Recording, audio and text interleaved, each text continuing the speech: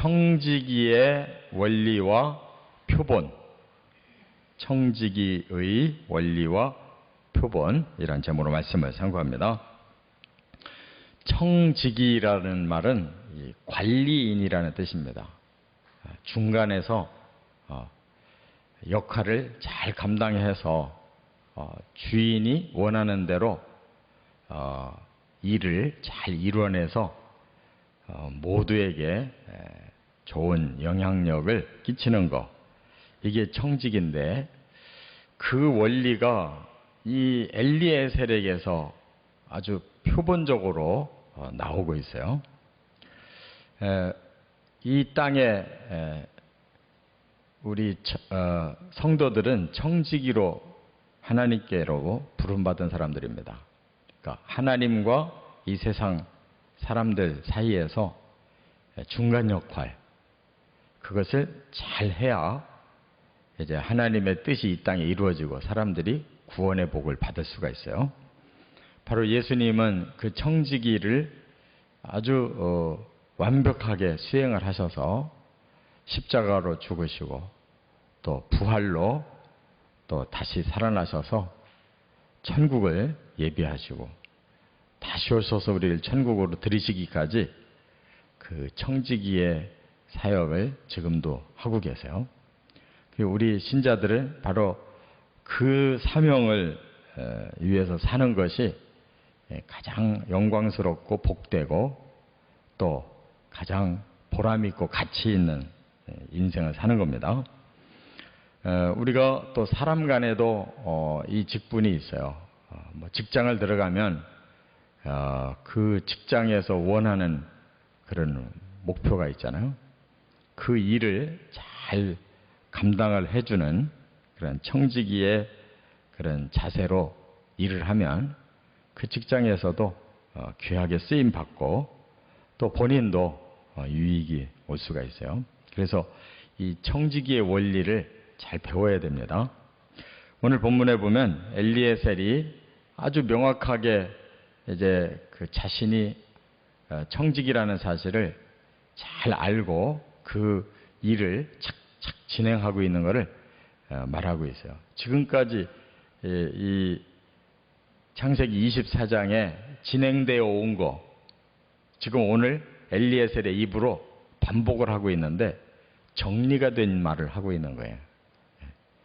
그러니까 사람들은 어떤 일이 진행되면 그냥 그 과정에 빠져가지고 방향도 모르고 또 그 과정이 얼마나 바르게 진행되는가 파악도 못하고 그냥 되는 대로 살아가잖아요. 근데 청지기는 그렇게 살면 안 돼요. 모든 것이 자기 자신이 그 사명을 받은 자라는 걸 알면 거기에 대해서 아주 확실한 것을 다 짚고 넘어가야 된다는 거예요. 그래서 세 가지를 여기서 깨닫게 되는데, 첫째는 28절부터 33절까지 보면 사명의 우선순위가 있다는 거예요. 사명의 우선순위. 어떤 그 사명을 받았으면 그 가장 중요한 그 사명의 모든 것을 우선하는 이러한 우선순위가 정해져 있어야 돼요. 지금 그 리브가가 엘리에셀과 대화를 나눈 후에 이제 자기 집으로 달려갔어요. 이러이러한 분이 오셨습니다. 그랬더니 그 리브가의 오빠 라반이 달려왔습니다. 그리고 이제 확인을 해보니까 정말로 아주 소중한 분들이 오신 거예요. 그래서 집안으로 영접을 합니다. 그리고 식사를 대접하려고 해요. 그러면 웬만한 사람 같으면 이제 다 서로 인사 나누고 또 준비하고 식사하고 그러고 나서 이제 본론을 얘기할 것 같은데 엘리에셀은 그게 안 해요. 나는 식사를 하기 전에 내가 해야 될 일부터 먼저 해야 되겠습니다. 그러니까 자기는 지금 어떤 사명을 가지고 왔는데 그 일을 먼저 해놓고 먹겠습니다. 그거예요. 그러니까 보통 사람들과는 달라요.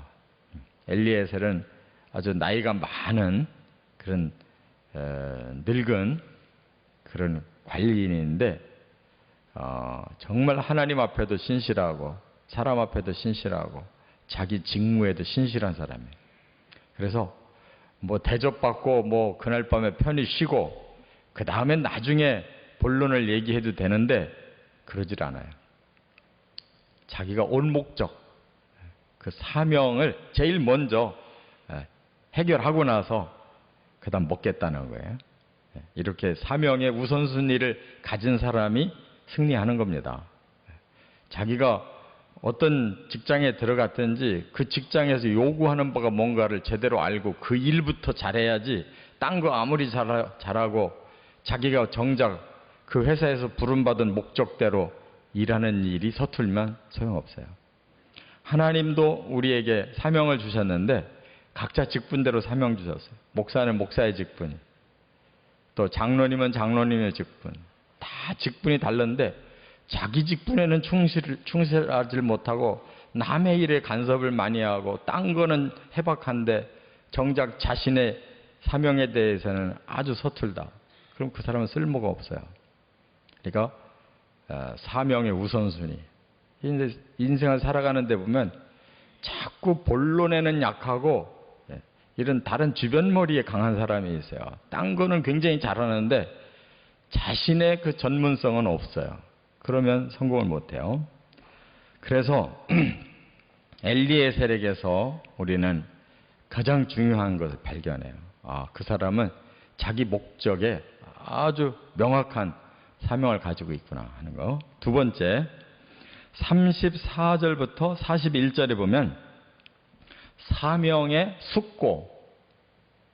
이 숙고라는 말은 익을 숙자, 상고할 고자를 쓰는데, 그러니까 자기 사명에 대해서 얼마나 확실하게 다지고 다졌는지를 알 수가 있어요. 왜냐? 자신이 아브라함의 종이라는 걸 먼저 밝혀요. 자신이 존재하는 데에는 주인이 있다는 거예요. 아브라함이 자기를 써서 사명을 줘가지고 여기까지 왔다는 거예요.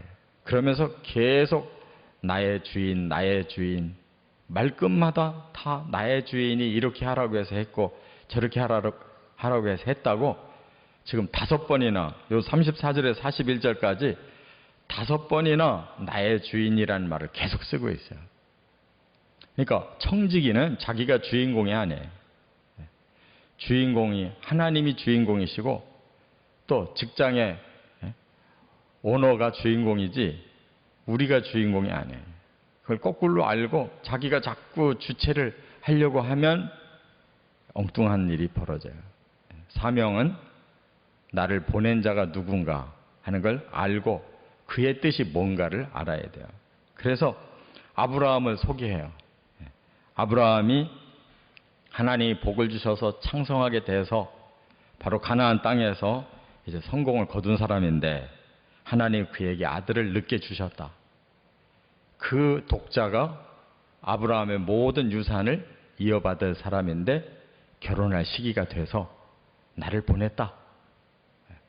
가나안 땅에서 여자를 얻지 않고 내 고향 족속에게서 여자를 얻어야 되겠다 해서 내가 여기 왔다는 거예요. 그러니까 엘리에셀의 그 설명 속에서는 철저히 주인이 있고 철저히 주인의 뜻이 담겨져 있어요.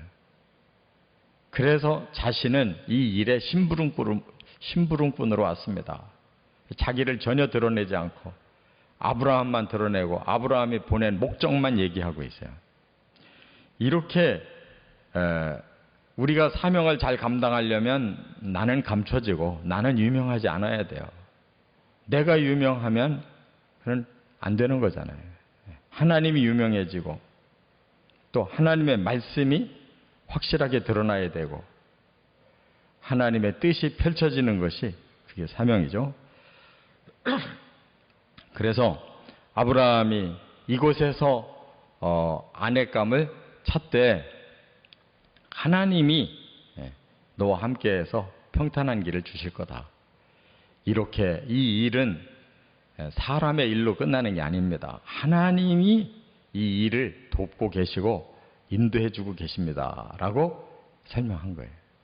그러니까 얼마나 엘리에셀은 확실하게 알고 있는지 몰라요. 그래서 우리가 숙고라는 말이 대단히 중요해요. 내 마음에서 내 사명이 이거 있어야지, 그리고 정말 깊이 알고 있어야지, 이 숙고가 안 되면 전문성이 없어요, 사람은. 맨날 이거 건드렸다 저거 건드렸다 그냥 평생 이거저거 떠돌기만 하지 자기 사명이 없어요. 끝으로 세 번째, 42절부터 49절에 보면 사명의 수행, 이 수행이라는 말도 이룰 수 갈행인데, 이룬다는 뜻은 목적을 달성한다는 뜻이에요. 목적이 있으면 그 목적까지 가야 된다는 겁니다. 그게 수행이라는 말이에요. 지금 엘리에셀은 그걸 하고 있어요. 그래서 이제 여기 하란에 도착해 가지고 먼저 기도합니다. 하나님, 제가 한 사람을 찾아야 되는데 그 찾는 방법을 하나님이 구체적으로 이제 도와주셔야 됩니다.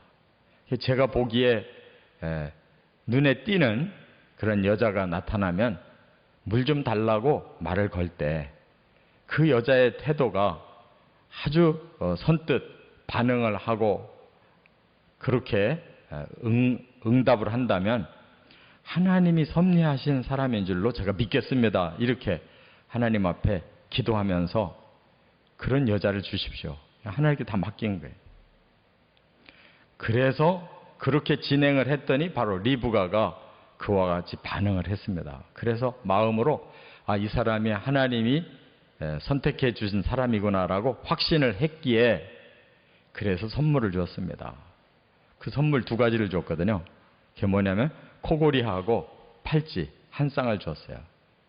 근데 제가 어제 설교할 때 그 가치를 얘기를 안 했는데, 이 코골이는 반세겔이라고 그랬어요.